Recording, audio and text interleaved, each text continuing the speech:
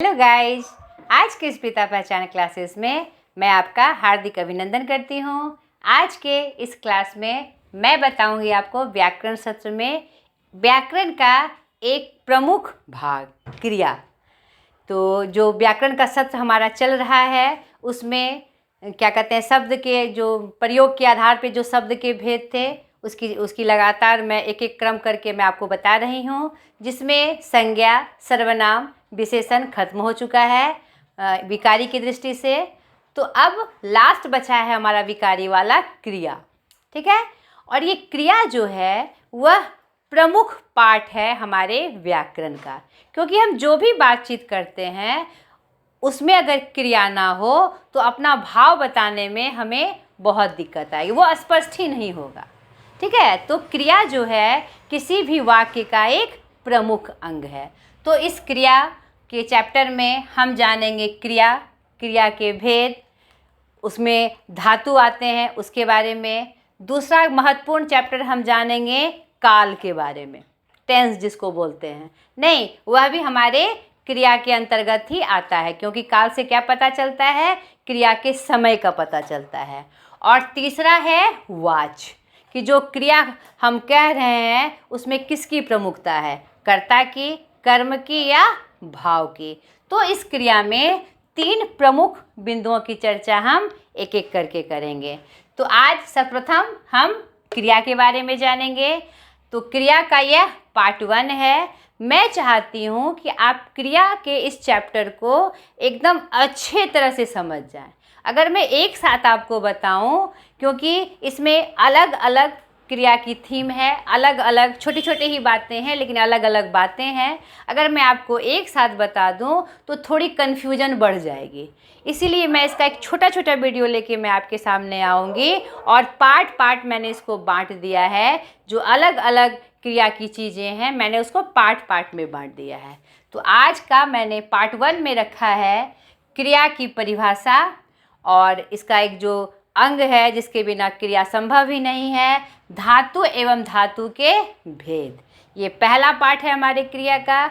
इसको आप समझ लेंगे तो सेकंड पार्ट में फिर इसका दूसरा मुख्य बिंदु हम लेके आएंगे, फिर तीसरे पार्ट में इसका तृतीय मुख्य बिंदु लेके आएंगे, और मोस्टली 4 पार्ट में यह क्रिया हमारी खत्म हो जाएगी। 4 से 5 पार्ट में हम क्रिया को खत्म कर देंगे। उसके बाद काल चलेगा, फिर वाच्य चलेगा, जो कि 1 से 2 या 3 वीडियो में हमारा समाप्त हो जाएगा। तो इस व्याकरण सत्र को आप मिस ना करें और ध्यान से इसे समझने की कोशिश करें। अब क्रिया की परिभाषा, आज हम क्रिया की चर्चा करने जा रहे हैं। क्रिया की परिभाषा, क्रिया वह विकारी शब्द है, विकारी रूप है ये शब्द का, जिससे किसी काम का होना या करना जाना जाए। जैसे कि चलना, खाना, पीना, दौड़ना, इसमें कोई ना कोई क्रिया हो रही है, नहीं हो रही है ना। तो क्रिया वह विकारी शब्द है जिससे किसी काम का होना या करना जाना जाए, उसे हम क्या कहते हैं, क्रिया कहते हैं। अब क्रिया का एक मुख्य बिंदु धातु, धातु से क्या संबंध है उसका, ठीक है। उदाहरण के रूप में हमने क्रिया का जाना, चलना, खाना, पीना, दौड़ना, उठना, बैठना, ये सारे क्या हैं, क्रियाएं हैं। अब ये जो धातु सेकंड पॉइंट है हमारा, धातु एवं धातु भेद, इसको समझना बहुत ज़रूरी है। क्रिया जो है किसी ना किसी धातु का ही बड़ा रूप है, यानी कोई भी जो क्रिया है वह धातु से बनी होती है। जैसे कि चल, चल धातु से चलना, पठ, पढ़, पढ़ना, ठीक है, देख, देखना। और इसमें एक चीज़ जान लें कि धातु, पहले हम जाने धातु की परिभाषा के रूप में जाने कि धातु किसी भी क्रिया का मुख्य प्रमुख हिस्सा है, और वह अंश है या क्रिया का जिसके मूल रूप से क्रिया का निर्माण होता है।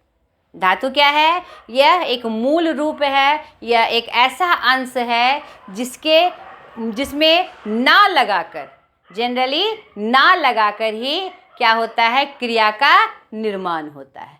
ये दोनों पॉइंट आप याद रखिएगा कि धातु क्रिया का ही एक प्रमुख अंश है जो मूल अंश है। ठीक है। और उसमें अगर हम ना लगा देते हैं हिंदी में तो हमारा क्या हो जाता है, क्रिया बन जाती है। ठीक है, जैसे मैंने अभी आपको उदाहरण में बताया, चल से उसमें अगर हम ना लगा दिए, चल जोड़ ना बराबर चलना, हो गया। देख जोड़ ना बराबर देखना, खा जोड़ ना बराबर खाना। तो ये जो रूप है, मूल रूप है, यही हमारा धातु है। और उसमें जब ना जुड़ गया तो हमारी क्या बन गई, क्रिया बन गई। ठीक है। और इसमें एक बात, जितने भी धातु होते हैं, चाहे जिस रूप से हो, आगे हम जानेंगे कि धातु के भी मुख्य भेद होते हैं, उसके अनुसार भी कैसे उसको पहचाना जाता है वो भी मैं आपको बताऊंगी। इसमें एक बात और नोट के रूप में आप याद रखिएगा कि धातु का जो अंत होता है वह स्वरांत होता है, स्वर से उसका अंत होता है, व्यंजन से नहीं। ठीक है, कि धातु का जो अंत होगा, धातु का अंत जो होगा स्वरांत से होता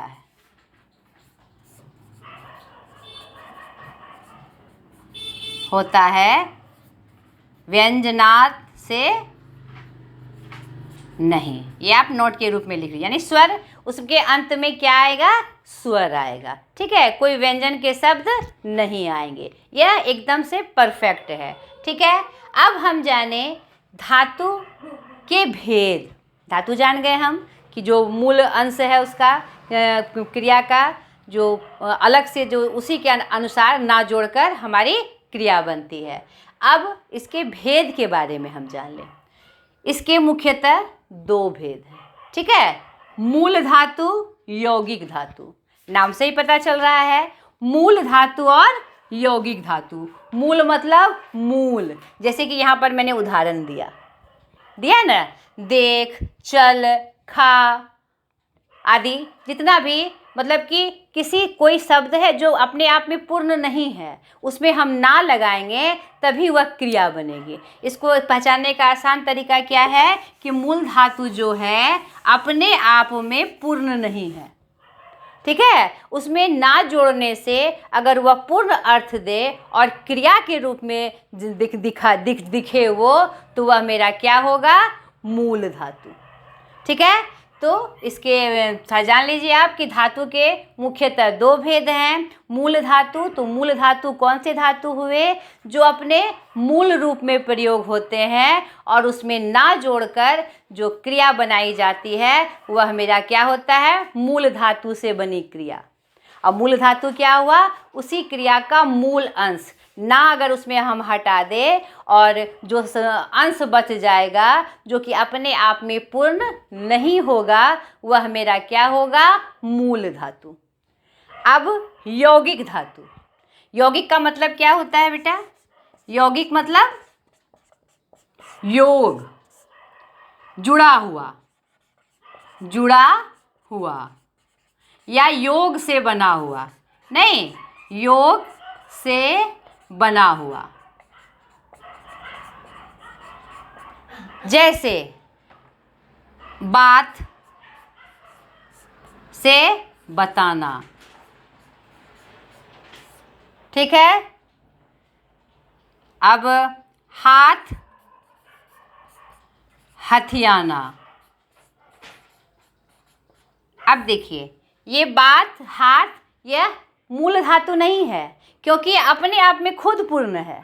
यह क्या है, हमारा संज्ञा है ना, ये अपने आप में पूर्ण नहीं है, लेकिन उसमें भी ना जोड़कर हम क्रिया का निर्माण करते हैं। जैसे देखिए, बताना भी क्या है, एक क्रिया है, और ना जोड़कर क्रिया बनाई जाती है, ये मैंने आपको पहले बता दिया। तो जो मूल धातु से जुड़ेगी वह मूल धातु की क्रियाएं होंगी, और जो अन्य शब्दों से जुड़ के बनेगी वह हमारी क्या होगी, यौगिक धातु होगी। समझ में आ गया आपको, क्लियर हो गया। तो अब इसी यौगिक धातु में के भी 3 प्रमुख भेद होते हैं। ठीक है, इस यौगिक धातु के 3 प्रमुख भेद हैं, वह आपको समझना है। छोटी छोटी बातें हैं बेटा, लेकिन हमें कंफ्यूज करती है, तो आपको पहले मूल रूप से उसको अच्छे से समझना है, ताकि किसी भी तरह घुमा के प्रश्न आए, कैसे भी प्रश्न आए, तो आप उसे समझ जाएं।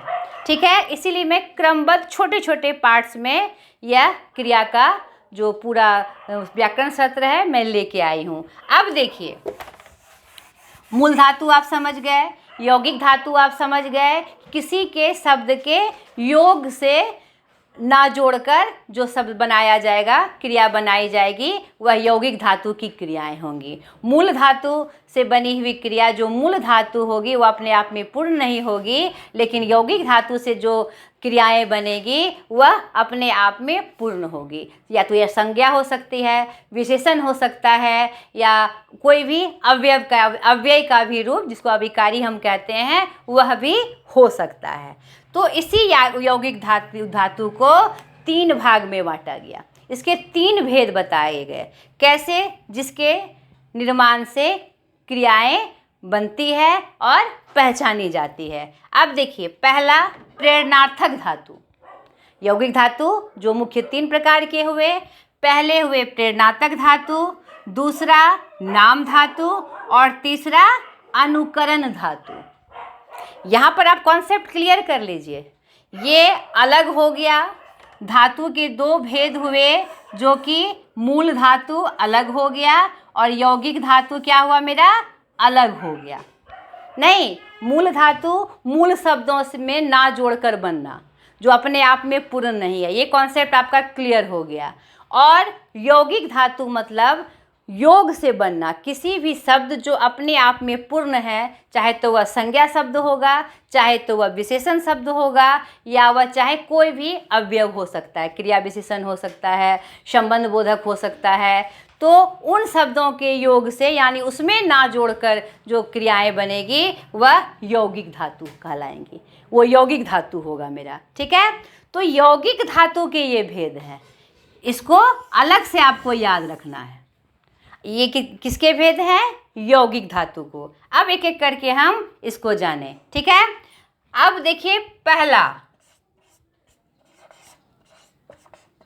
प्रेरणार्थक धातु, इसको समझने की कोशिश करिए, जो कि यौगिक धातु का एक भेद है। ठीक है, प्रेरणार्थक धातु क्या है?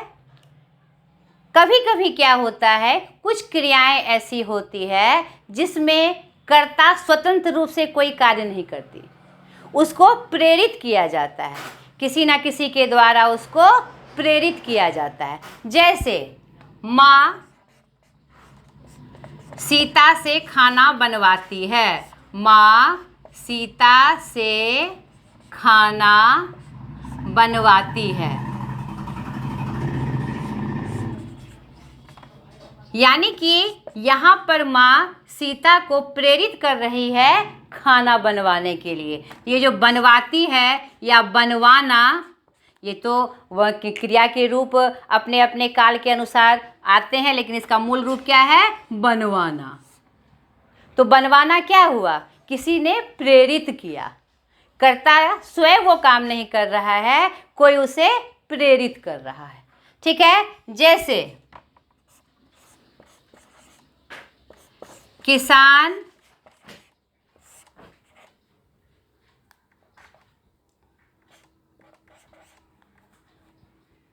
मजदूर से हल चलवाता है, हल चलवाता है। यहाँ पर क्या है, किसान, यहाँ पर क्या हुआ, किसान ने मजदूर से हल चलवाया। तो यहाँ पर कर्ता यानी काम करने वाला कौन है, जो काम करता है वो कर्ता होता है। तो यहाँ काम करने वाला मजदूर है नहीं, लेकिन वह स्वतंत्र रूप से नहीं कार्य कर रहा है, उससे कोई करवा रहा है, उसे क्या हो रहा है, कोई करवा रहा है। कौन करवा रहा है, किसान करवा रहा है। ध्यान दीजिए बेटा, यहाँ पर जो काम करता है उसे हम कर्ता कहते हैं। ये कॉन्सेप्ट आपको पता है। यहाँ पर थोड़ी समझने की बात है। किसान मजदूर से हल चलवाता है। यहाँ काम करने वाला कौन है? मजदूर है, लेकिन उसको प्रेरित कौन कर रहा है? किसान। तो यह मेरा प्रेरणार्थक क्रिया हुआ, और जिससे इसका निर्माण हुआ वह मेरा क्या हुआ? प्रेरणार्थक धातु। चलना से चलवाना, या चलवाता है, ये हमारा वर्तमान का रूप है, समय का रूप है, लेकिन मुख्य क्रिया इसमें क्या है? चलवाना। चलना से क्या बन गया? चलवाना। तो चलना जो कि मूल धातु चल से बनी है, लेकिन चलना शब्द से प्रेरणार्थक के रूप में कौन सी क्रिया बनी? चलवाना। ठीक है, तो यह मेरा यौगिक धातु हुआ। ठीक है, यौगिक धातु में भी कौन सा? प्रेरणार्थक धातु, यानी हम प्रेरित करते। समझ में आया? अब दूसरा नाम धातु। प्रेरणार्थक धातु आप समझ गए होंगे, जो कि यौगिक धातु का एक भेद है। दूसरा मैं समझा रही हूं आपको, नाम धातु। अब यह नाम से ही पता चल रहा है, नाम धातु यानी कोई ना कोई नाम आए और उसके माध्यम से उसमें ना जोड़कर क्रिया बन जाए। ठीक है, तो यह आपका संज्ञा से बनता है, या विशेषण से, या फिर जनरली अव्यय से, जिसमें कि कोई भी हो सकते हैं। मैंने अभी इसकी चर्चा यहाँ पे की। संज्ञा से, जैसे बात संज्ञा है ना, हमारा भाववाचक संज्ञा है। बात से बतियाना, ना जब जुड़ गया इसमें, बात से क्या बन गया? ये बात मेरा क्या है? नाम है। कोई ना कोई नाम है, यह अपने आप में पूर्ण है, तो यह मेरा क्या हो गया? नाम धातु। अब हाथ क्या है? नाम है, संज्ञा है। हाथ से हम बनाते हैं क्रिया हथियाना, तो यह मेरा क्या है? नाम धातु है। ठीक है, अब दूसरा विशेषण से देखिए। जैसे विशेषण से हम बनाएंगे थप थपाहट। थप थपाहट क्या बन जाएगा? थप थपाना। ठीक है, तो ये बन जाएगा। अव्यय से ऊपर, जैसे ऊपर नीचे, कोई भी ये शब्द अव्यय शब्द हैं। जैसे ऊपर, उपराना। उपराना यह भी एक क्रिया है। ऊपर से जो हम हवा में उड़ाते हुए जो क्रिया करते हैं वो उसे क्या कहते हैं? उपराना। तो आपने क्या देखा कि नाम धातु में किसी नाम में ना जोड़कर भी हम क्रिया का निर्माण करते हैं, और इसीलिए वह यह क्या कहलाएगा? यह जो नाम आया वह मेरा क्या हुआ? नाम धातु, जो कि यौगिक धातु का एक प्रमुख अंग है। अब यौगिक धातु में आप प्रेरणार्थक धातु समझ गए, नाम धातु समझ गए। अब अनुकरण धातु से कैसे क्रिया बनती है, या अनुकरण धातु क्या है, आप इसे समझने की कोशिश करिए।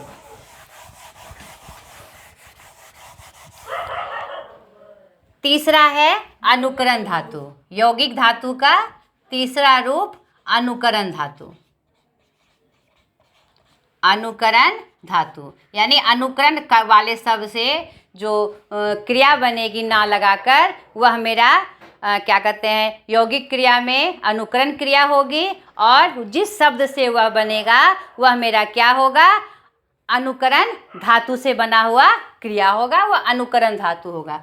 जैसे खटखट, अनुकरण किया है। एक शब्द ने दूसरे शब्द का क्या किया? अनुकरण किया। उसमें हम ना जोड़कर बना देते हैं खटखटाना। खटखटाना यह क्या हुई? हमारी क्रिया हुई, और ये खटखट क्या हुआ? मेरा अनुकरण धातु हुआ। ठीक है, अनुकरण मतलब एक शब्द के बाद दूसरा शब्द उसका क्या करता है? अनुकरण करता है। ठीक है, जैसे और भी बहुत सारे शब्द हैं। थर थर, थर थर 2 बार आया, उससे क्रिया क्या बन जाएगी? थर थराना। यह मेरी कौन सी क्रिया होगी? यौगिक क्रिया होगी, क्योंकि यह योग वाले शब्द के मेल से बनी है और जिस शब्द से उसका निर्माण हुआ यह मेरा यौगिक धातु हो जाएगा, जिसमें 3 पार्ट थे। तो यह कौन सा धातु हो जाएगा? अनुकरण धातु। और भी बहुत सारे शब्द हैं। भन भन अनुकरण हुआ, ये अनुकरण धातु। क्रिया का ना जोड़ के क्रिया बनाते हैं हम लोग, भन भनाना। समझ में आ गया? बहुत सिंपल था, बहुत मतलब ज़्यादा ये कुछ हार्ड नहीं था, लेकिन बच्चे क्या करते हैं, समझ नहीं पाते हैं कि ये शब्द कैसे बन गया और उसको क्या कहते हैं। तो इस वीडियो में मैं यही स्पष्ट करने आपको आई थी कि क्रिया क्या है, क्रिया की परिभाषा क्या है और क्रिया के साथ मूल जो चीज़ आती है धातु, वह क्या है, धातु के भेद क्या है, यानी कि जो क्रिया का निर्माण होता है कैसे कैसे होता है। तो मूल धातु से होता है, यौगिक धातु से होता है और यौगिक धातु में भी 3 तरह से होता है। तो आशा करती हूँ ये बात आपको अच्छे से समझ में आई होगी और क्रिया का यह पार्ट 1 समाप्त हुआ। अगले पार्ट में मैं क्रिया के अलग अलग रूप से जो भेद हैं वह लेकर आऊँगी। आज तक के लिए इतना ही, बाय।